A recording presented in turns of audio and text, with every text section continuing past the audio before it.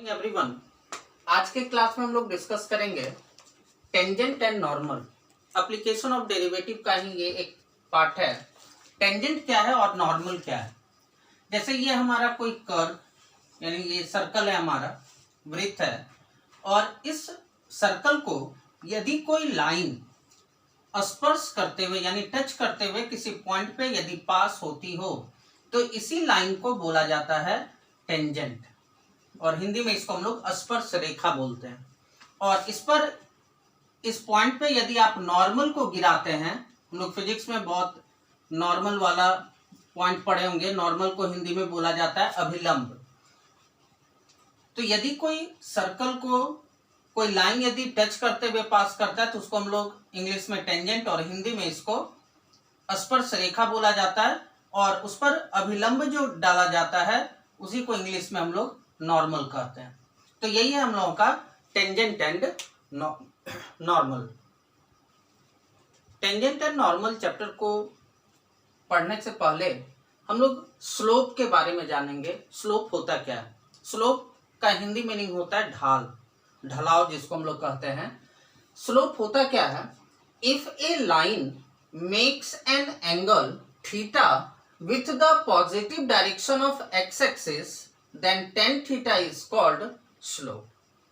यदि कोई line x axis के साथ, वो भी पॉजिटिव डायरेक्शन में, यदि वो थीटा एंगल बनाता हो, जैसे ये कोई लाइन है हमारा ए बी, और ये लाइन एक्स एक्सिस के साथ पॉजिटिव डायरेक्शन में यदि थीटा एंगल बनाएगा तो फिर tan थीटा को हम लोग स्लोप कहते हैं, और it is denoted by small m, और स्लोप को हम लोग स्मॉल एम से डिनोट करते हैं, यानी m is equal to tan theta.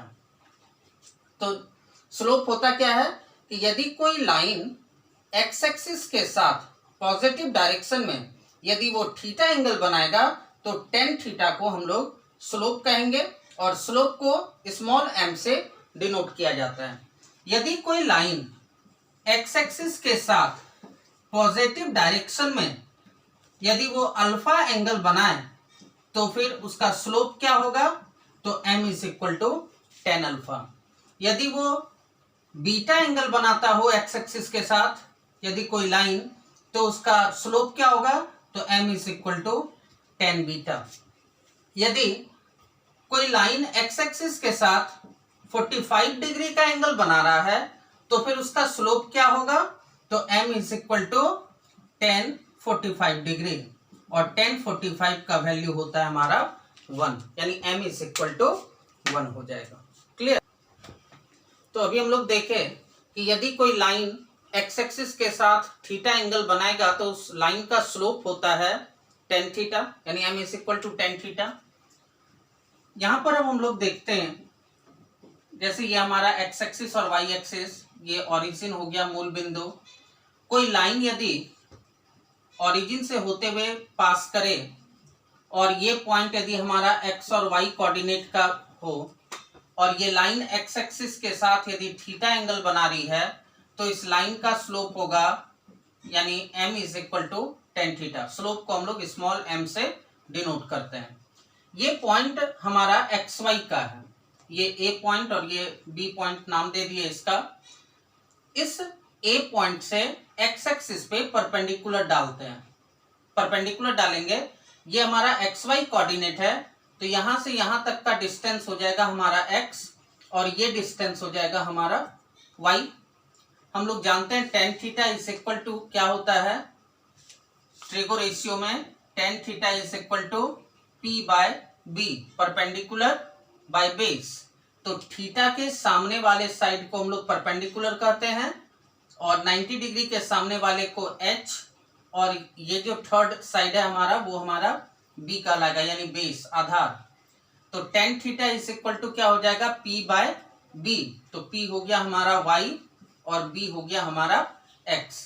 यानी यदि tan थीटा निकालना हो, यानी स्लोप यदि आपको निकालना हो और y और x का वैल्यू आपको दिया हुआ है, तो y और x को डिवाइड कर देंगे y बाय x, उससे भी हम लोग स्लोप को निकाल सकते हैं, यानी m के वैल्यू को निकाल सकते हैं। y और x का जो रेशियो है, y और x का जो अनुपात है, इसको भी हम लोग स्लोप कह सकते हैं। और वो y और x का अनुपात निकाले किससे? तो टेन थीटा से।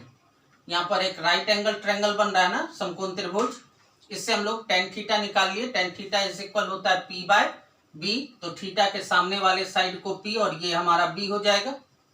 तो y और x का जो रेशियो होता है उसको भी हम लोग स्लोप कहते हैं।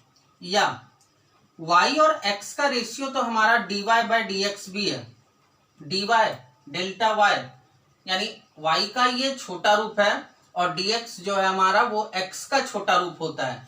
तो ये भी तो हमारा y और x का ही रेशियो है ना, तो y और x का जो रेशियो होता है उसको भी हम लोग स्लोप कहते हैं, है ना। y और x के रेशियो को स्लोप बोला जाता है। तो dy हो गया y का छोटा रूप और dx हो गया x का छोटा रूप, ये भी हमारा y और x का ही रेशियो है।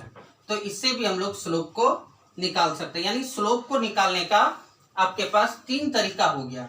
एक, जब थीटा का वैल्यू अगर कुछ दे दिया गया है तो आप उससे m is equal to tan theta करके निकाल सकते हैं m का वैल्यू यानी स्लोप को। या यदि y का वैल्यू और x का वैल्यू आपको दे दिया है तो m is equal to y by x करके भी आप निकाल सकते हैं, यानी 2/1 2। या यदि y इज इक्वल टू कोई फंक्शन आपको दे दिया x square plus 2x plus 1, तो आप इससे dy अपॉन dx जो निकालेंगे, यानी डिफरेंशिएशन y का x के रिस्पेक्ट में, तो उससे भी आपका क्या निकलेगा? स्लोप निकल जाएगा, यानी m निकल जाएगा। तो तीन टाइप का, तीनों में से जो भी चीज आपको दिया हुआ रहे और कहेगा उससे स्लोप को फाइंड कीजिए, तो जो चीज आपको दिया हुआ रहेगा आप उस प्रोसेस पे स्लोप को निकाल सकते हैं। जैसे इससे y इज इक्वल टू ये फंक्शन दे दिया और हमको dy बाई dx यानी स्लोप हमको पता करना है, तो एक्स स्क्वायर का डिफरेंशिएशन 2x का 2 और 1 तो कांस्टेंट है उसका 0 होता है। तो इस तीन कंडीशन में से जो भी कंडीशन आपको दिया हुआ रहेगा उससे आप स्लोप को फाइंड आउट कर सकते हैं। एक और बात कि यदि कोई एक लाइन आपको दे दिया और इस लाइन का दो पॉइंट आपको दे दिया, एक ये मान लेते हैं हमारा ए पॉइंट और ये हमारा बी पॉइंट। ए पॉइंट है हमारा x1 y1 का और बी पॉइंट है हमारा x2 और y2 का, और इससे कहेगा स्लोप निकालिए m। तो यदि कोई लाइन दो पॉइंट से यदि पास करता हो x1 y1 और x2 y2 से, तो उसका स्लोप होता है y2 minus y1 by x2 minus x1। जब दो पॉइंट दिया हुआ रहेगा तो फिर हम लोग स्लोप को इस फॉर्मूला से निकालेंगे, m is equal to y2 minus y1 by x2 minus x1। Next topic है condition for two lines being parallel and perpendicular in terms of their slope. अब हम लोग यहाँ पर कंडीशन फाइंड करेंगे दो लाइन के पैरेलल होने का, यानी जब दो लाइन आपस में पैरेलल होगा, जब दो लाइन आपस में समानांतर होगा, तो उसके स्लोप के टर्म में, उसके स्लोप के पद में आपका उसका कंडीशन क्या होगा वो हम लोग फाइंड आउट करेंगे। या जब कोई दो लाइन एक दूसरे पे परपेंडिकुलर हो, जब कोई दो लाइन एक दूसरे पे लंबवत रहेगा, तो उसके स्लोप के टर्म में उसका क्या कंडीशन होगा, उस कंडीशन को हम लोग फाइंड करेंगे। पहला, दो लाइन के पैरेलल होने का कंडीशन फाइंड करते हैं कि जब कोई दो लाइन आपस में पैरेलल होगा तो उसके स्लोप के टर्म में उसका क्या कंडीशन होगा। तो इसका हम लोग कैसे हम लोग कंडीशन को फाइंड करेंगे, तो यहाँ पर एक्स एक्सिस वाई एक्सिस बना लिए, ये दोनों लाइन एक दूसरे के पैरेलल कर लिए, एक लाइन का नाम दे दिए ए बी और दूसरी लाइन का नाम दे दिए सी डी।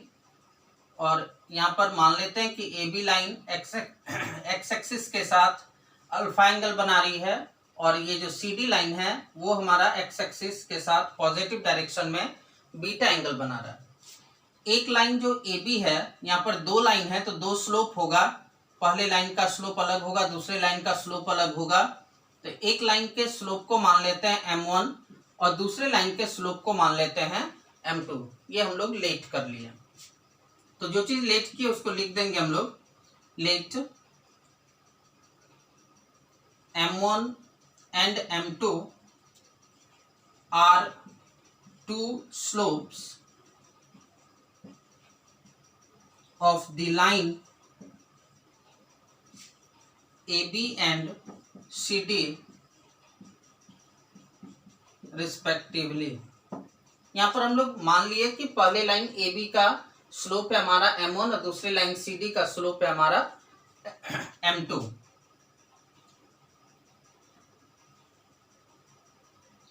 अब यहां पर हम लोग लिख सकते हैं M1 is equal to tan alpha, क्योंकि AB लाइन का स्लोप है M1 और स्लोप बराबर होता है टेन थीटा।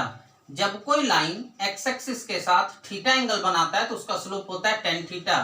तो यहां पर हम लोग लिख सकते हैं इसका स्लोप हो जाएगा टेन अल्फा, क्योंकि ये अल्फा एंगल बना रहा है, और M2 इज इक्वल टू हो जाएगा हमारा टेन बीटा। M2 हो गया CD लाइन का स्लोप, और CD जो लाइन है वो एक्स एक्सिस के साथ बीटा एंगल बना रही है, तो CD का स्लोप होगा हमारा टेन बीटा। बाय ज्योमेट्री, ज्यामिति से आप लिख सकते हैं कि अल्फा और बीटा दोनों आपस में इक्वल होगा। क्यों, कैसे इक्वल होगा? तो AB और CD दोनों एक दूसरे के पैरेलल है। ये क्लास 9th में हम लोग इस टॉपिक को पढ़े हैं कि जब कोई दो लाइन आपस में समानांतर होता है, पैरेलल होता है, और उसको तिर्यक रेखा जब काटती है तो ये दोनों एंगल आपस में इक्वल होता है संगत कोण से। इंग्लिश में इसको हम लोग बोलेंगे कॉरेस्पॉन्डिंग एंगल से। कॉरेस्पॉन्डिंग एंगल से आप लिख सकते हैं कि अल्फा और बीटा दोनों आपस में इक्वल होगा। उसके बाद क्या करते हैं हम लोग, टेकिंग टेन बोथ साइड्स, दोनों तरफ हम लोग टेन को लगा देते हैं। टेन लगाएंगे तो टेन अल्फा इज इक्वल हो जाएगा टेन बीटा। टेन अल्फा और टेन बीटा आपस में इक्वल होगा। टेन अल्फा को आप लिख सकते हैं M1 और टेन बीटा को आप लिख सकते हैं M2। तो यदि कोई दो लाइन एक दूसरे के पैरेलल होता है तो दोनों लाइन का स्लोप आपस में इक्वल होता है। ये M1 और M2 तो उसका स्लोप है ना, तो यदि कोई दो लाइन आपस में पैरेलल होगा तो दोनों का स्लोप आपस में इक्वल होगा। क्लियर, इसको याद रखना है। नेक्स्ट सेकंड टॉपिक है परपेंडिकुलर। यदि कोई दो लाइन एक दूसरे के परपेंडिकुलर होगा तो फिर उसका कंडीशन क्या होगा उसके स्लोप के टर्म में। तो इसमें भी सेम तरीके से हम लोग करेंगे। एक्स एक्सिस और वाई एक्सिस को ड्रॉ कर लिए। ये मान लिया हमारा एक AB लाइन है, और ये दूसरा मान लेते हैं हम लोग ये हमारा CD लाइन है।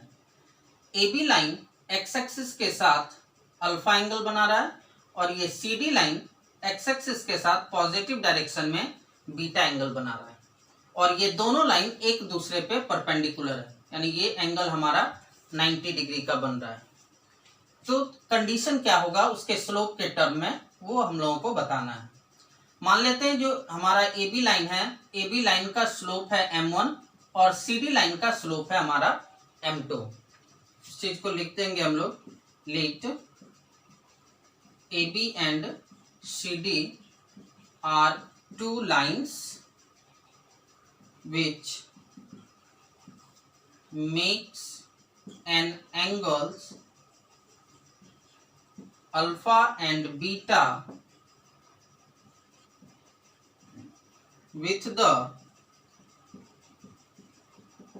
positive direction of x-axis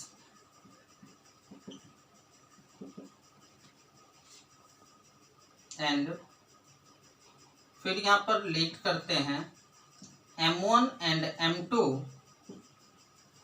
are two slopes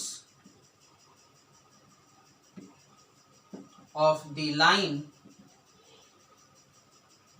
AB and CD respectively. यहाँ पर हम लोग लिखे कि लेट किया गया AB और CD कोई हमारा दो लाइन है जो अपने एक्स एक्सिस के साथ पॉजिटिव डायरेक्शन में अल्फा और बीटा एंगल को बना रहा है, और M1 M2 हमारा कोई दो स्लोप है कौन कौन लाइन का, ए बी का और सी डी का। ए बी का स्लोप m1 और सी डी का स्लोप हमारा m2 है। यहाँ पर आप लिख सकते हैं m1 is equal to tan alpha, है ना, क्योंकि ए बी लाइन का स्लोप हमारा m1 और ये जो लाइन है ये लाइन एक्स एक्सिस के साथ अल्फा एंगल बना रहा है, तो टेन अल्फा हो जाएगा m1 और m2 इज इक्वल हम लोग लिख सकते हैं टेन बीटा। सी डी जो दूसरा लाइन है, इस लाइन का स्लोप है हमारा m2 और ये एक्स एक्सिस के साथ ये लाइन हमारा बीटा एंगल बना रहा है, तो टेन बीटा हो जाएगा इसका स्लोप।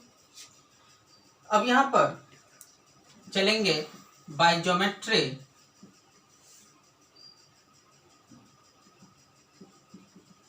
ज्यामिति से आप लिख सकते हैं alpha is equal to 90 plus beta.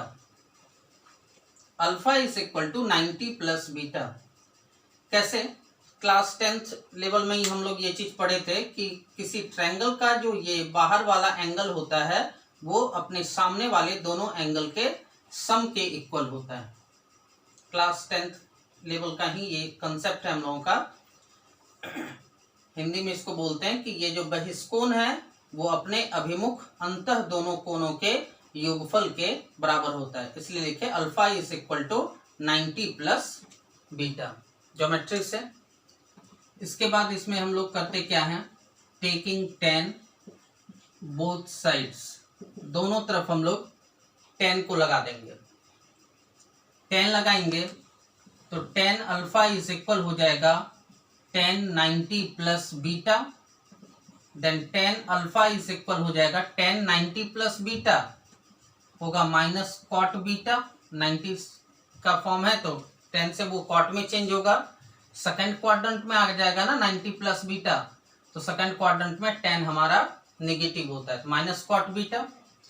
10 alpha is equal to minus cot को आप लिख सकते हैं 1/10, तो 1/10 बीटा, देन 10 अल्फा ये डिवाइड में इधर आकर के इंटू होगा 10 बीटा इज इक्वल टू -1।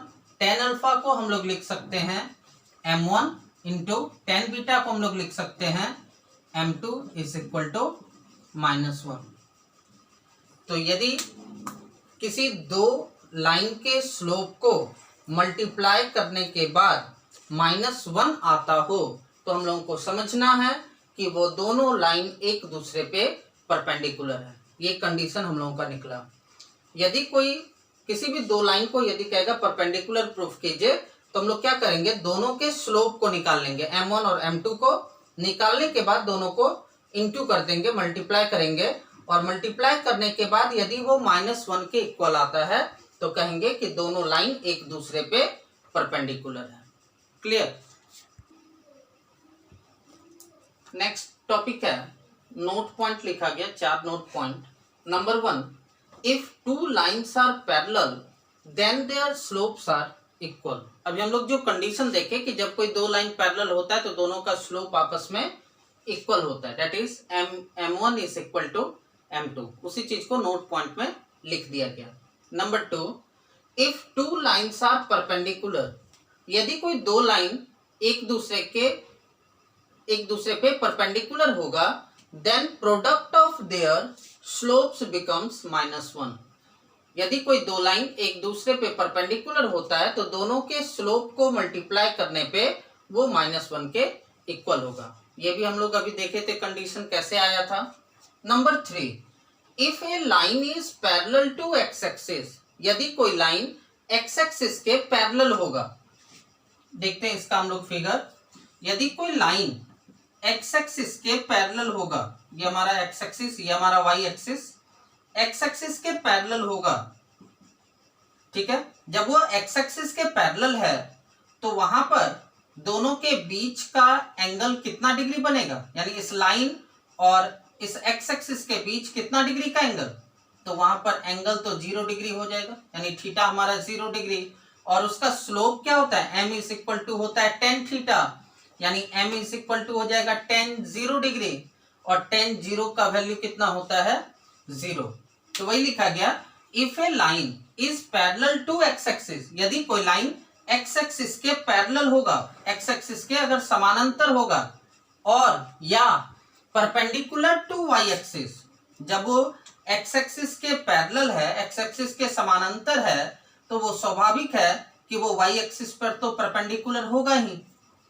तो जब कोई लाइन एक्स एक्सिस के पैरेलल हो या वाई एक्सिस पे परपेंडिकुलर हो, then their slopes becomes zero, तो फिर उसका स्लोप क्या होता है, जीरो होता है। कैसे जीरो होता है, तो वो अभी हम लोग देखें ना इस काम को करके, क्योंकि वहां पर एक्स एक्सिस के साथ ये लाइन जो है वो 0 डिग्री का एंगल बनाता है।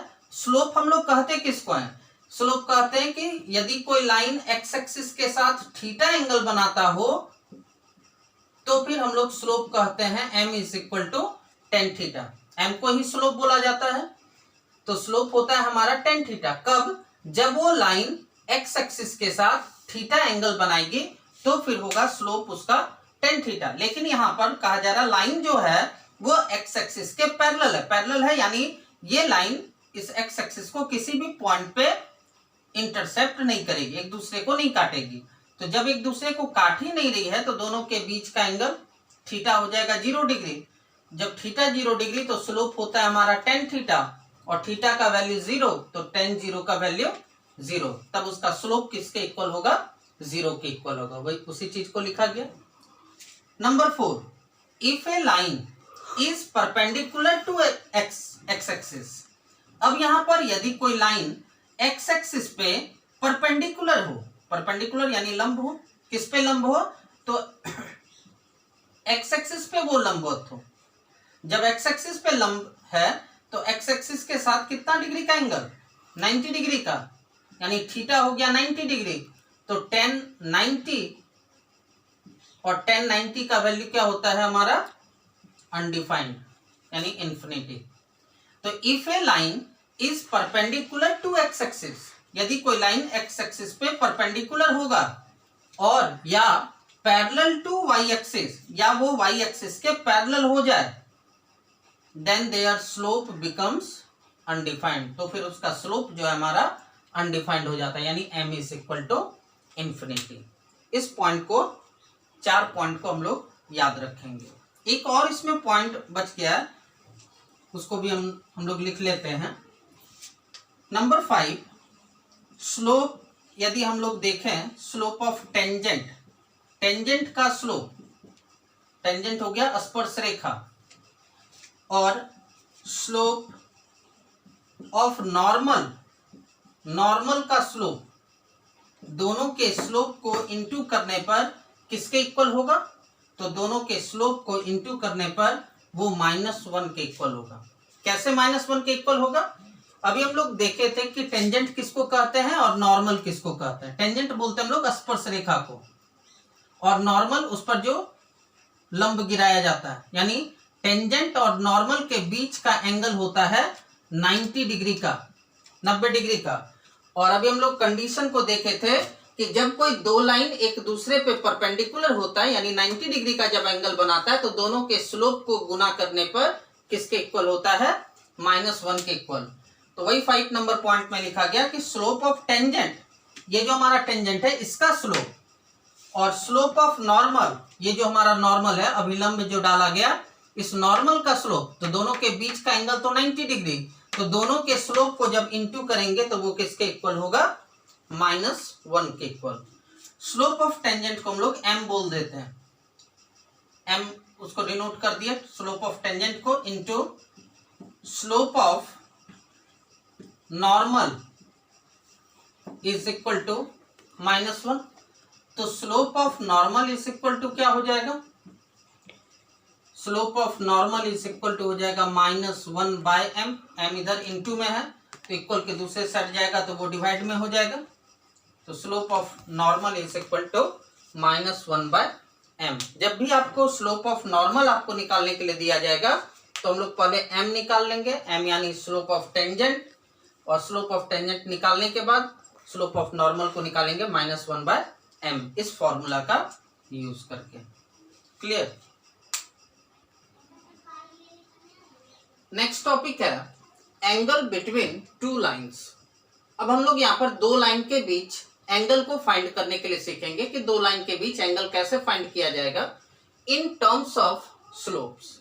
और किस टर्म में, तो उसके स्लोप के टर्म में एंगल को कैसे फाइंड किया जाता है। तो यहाँ पर भी हम लोग वही लेट करना होगा, मान करके बनाना होगा। ये हमारा एक्स एक्सिस और ये हमारा वाई एक्सिस है। मान लेते हैं ये लाइन है हमारा ए बी जो एक्स एक्सिस के साथ अल्फा एंगल बना रहा है, और ये लाइन है हमारा सी डी जो एक्स एक्सिस के साथ पॉजिटिव डायरेक्शन में बीटा एंगल बना रहा है। और हमको निकालना है इन दोनों लाइन के बीच का एंगल, इसका नाम दे दिए थीटा। यानी इस थीटा को फाइंड करना है कि ए बी और सी डी जब दोनों लाइन एक दूसरे को इंटरसेप्ट करेगा, एक दूसरे को काटेगा, तो दोनों के बीच का एंगल क्या होगा, यानी थीटा को फाइंड करना है हमको। लीड कर लेते हैं, मान लेते हैं कि ए बी लाइन का स्लोप है हमारा m1 और इस सी डी लाइन का स्लोप है हमारा m2। m1 और m2 दोनों का नाम दे दिया गया।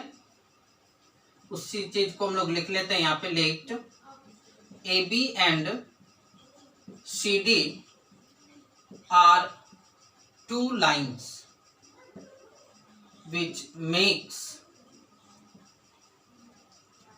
an angle alpha and beta with the positive direction of x-axis respectively। यहाँ पर हम लोग मान लिए कि ए बी और सी डी हमारा कोई दो लाइन है, और ए बी लाइन अल्फा और C D line beta angle बना रहा है positive direction of x axis के साथ। Let m1 and m2 are two slopes of the line A B and C D respectively. यहाँ पर एक चीज और हम लोग मान लिए कि ए बी लाइन का स्लोप है हमारा m1 और सी डी लाइन का स्लोप है हमारा m2। इसके बाद हमको निकालना है दोनों के बीच का एंगल, तो लेट कर लेते हैं theta be an angle between lines A B and C D. A B और सी डी लाइन के बीच का एंगल है हमारा थीटा, उसको हम लोग लेट कर लिए, मान लिए। अब यहाँ पे हमको इस थीटा एंगल को फाइंड करना है। तो आप ये जो पहला लाइन हमारा ए बी है, ए बी लाइन के स्लोप को माना गया है m1, तो m1 इज इक्वल टू आप लिख सकते हैं tan अल्फा, क्योंकि ये A B line alpha angle बना रहा है एक्स एक्सिस के साथ, और m2 इज इक्वल आप लिख सकते हैं tan बीटा। m2 हो गया सी डी लाइन का स्लोप, और C D line x axis के साथ बीटा एंगल बना रही है, तो m2 is equal to tan beta. By geometry, ज्यामिति से हम लोग चलते हैं, तो आप लिख सकते हैं alpha is equal to theta plus beta, है ना। Alpha is equal to theta plus beta. कैसे लिखा गया थीटा प्लस बीटा, तो वही क्लास 10th वाले रूल पे कि बाहर वाला जो एंगल होता है वो अपने सामने वाले दोनों एंगल के सम के इक्वल होता है। उसके बाद इससे थीटा निकाल लीजिए, तो बीटा इधर आएगा तो माइनस बीटा हो जाएगा, यानी थीटा इज इक्वल टू आप लिख सकते हैं alpha minus beta, taking tan both sides. दोनों तरफ हम लोग tan को लगाएंगे, tan लगाएंगे तो हो जाएगा tan theta is equal tan alpha minus beta, tan theta is equal tan a minus B. tan a minus B का फॉर्मूला हम लोग पढ़े हुए हैं, tan a minus tan b by 1 plus tan a into tan b। tan theta is equal tan alpha को हम लोग लिख सकते हैं m1 माइनस tan बीटा को हम लोग लिख सकते हैं m2 by 1 plus tan alpha हो जाएगा m1 और tan बीटा हो जाएगा हमारा m2, यानी tan theta is equal m1 minus m2 by 1 plus m1 into m2। इस फॉर्मूला का यूज करके हम लोग किसी भी दो लाइन के बीच का एंगल फाइंड कर सकते हैं, किसके टर्म में, तो उसके स्लोप के टर्म में। क्लियर। नेक्स्ट है topic equation of tangent. Equation of tangent, tangent क्या हमारा स्पर्श रेखा, वो भी एक हमारा लाइन ही है, और हम लोग क्लास 11th में ही इक्वेशन ऑफ लाइन पढ़े हैं। यदि कोई लाइन किसी एक पॉइंट से पास करता हो x1 y1 पॉइंट से, और इस लाइन का यदि स्लोप हमारा m है, तो लाइन का इक्वेशन होता है y minus y1 is equal to m into x minus x1। ये फॉर्मूला होता है लाइन के इक्वेशन का। तो लाइन भी तो हमारा टेंजेंट ही है, तो टेंजेंट का इक्वेशन होगा y minus y1 is equal m into x minus x1। इसके बाद आता है इक्वेशन ऑफ नॉर्मल। नॉर्मल का इक्वेशन इसका होता है y minus y1 is equal to minus 1 by m into x minus x1। इस फॉर्मूला को भी हम लोग याद रखेंगे। यानी अभी तक जितना थ्योरी दिया गया, वो सारे थ्योरी का जो कंडीशन जो हम लोग फाइंड किए, उन सभी कंडीशन को हम लोग याद रखेंगे। बस थ्योरी इतना तक ही जानना है, इसके आगे फिर अभी हम लोग एग्जाम्पल को देखते हैं। क्लियर। एक एग्जाम्पल लिया गया, find the slope of tangent to the curve. आपको यहाँ पर फाइंड करना है slope of tangent to the curve, जहाँ कर्व आपको क्या दे दिया गया है, y is equal to 3x पे पावर 4 माइनस 4x एट कौन से पॉइंट पे, तो at x is equal to 2 पे। 2 पॉइंट पे आपको फाइंड करना है स्लोप ऑफ टेंजेंट। x का वैल्यू 2 दे दिया है, तो जब x का वैल्यू 2 है तो आप उससे y का तो वैल्यू आराम से निकाल सकते हैं। x का वैल्यू 2 रख करके इसके जगह पे, तो y इज इक्वल टू होगा 3 इंटू 2 पे पावर 4 माइनस 4 इंटू 2 हो जाएगा। यानी जब आप इसको सॉल्व करेंगे तो y इज इक्वल टू 2 पे पावर 4 16 16 गुना 3 48 माइनस 4 दूनी 8 हो जाएगा। तो y is equal to 40, y भी पता चल गया। यानी आपका इससे पॉइंट बन गया।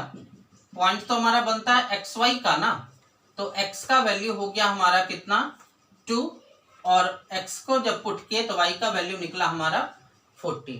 ये तो हमारा पॉइंट निकला 2 और 40 का।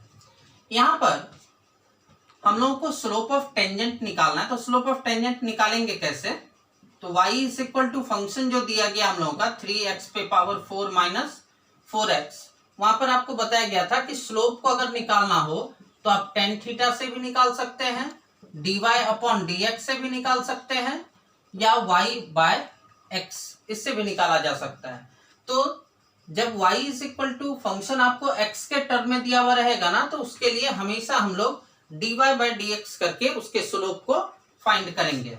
यानी m is equal to dy upon dx, यानी डिफरेंशिएशन y का x के रिस्पेक्ट में। तो इसका डिफरेंशिएशन कीजिए, डायरेक्ट करते हैं, 4 तिया 12 एक्स क्यूब माइनस 4 हो जाएगा। x का तो डिफरेंशिएशन 1 होता है। यानी m इज इक्वल टू, यानी dy अपॉन dx कौन से पॉइंट पे, तो एट पॉइंट 2 और 40 पे।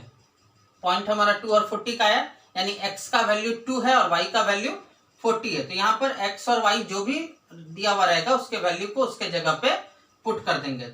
x है, यहाँ पे y तो है नहीं, तो x के जगह पर उसका वैल्यू पुट कीजिए। 2 पे पावर 3 तो हो जाएगा हमारा 8 बराटे 96 माइनस 4, यानी हो जाएगा हमारा 92।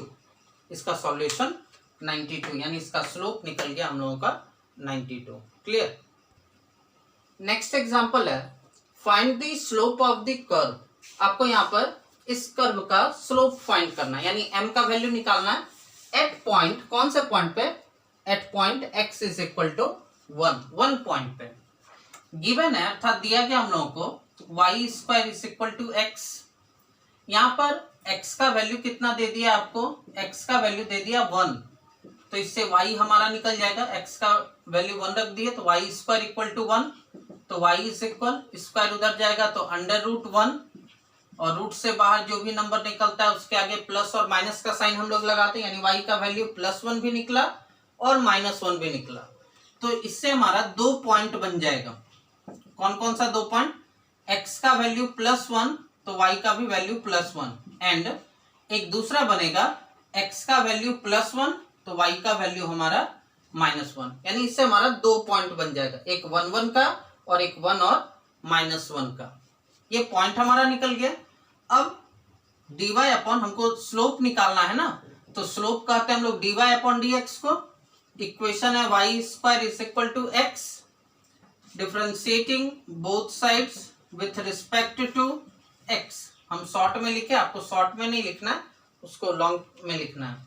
तो y² का डिफरेंशिएशन हो जाएगा हमारा 2y into dy upon dx is equal, x का डिफरेंशिएशन तो 1 होता है, तो dy upon dx is equal 1/2y लिख सकते हैं हम लोग। dy अपॉन dx निकल गया, dy अपॉन dx को ही ना हम लोग m कहते हैं, यानी स्लोप कहते हैं। तो m is equal to dy upon dx, और वो भी कौन से पॉइंट पे? तो एट पॉइंट, दोनों पॉइंट पे आपको निकालना होगा। तो फर्स्ट पॉइंट हम लोग लेते हैं 1 1 का, यानी x भी 1 और y भी 1।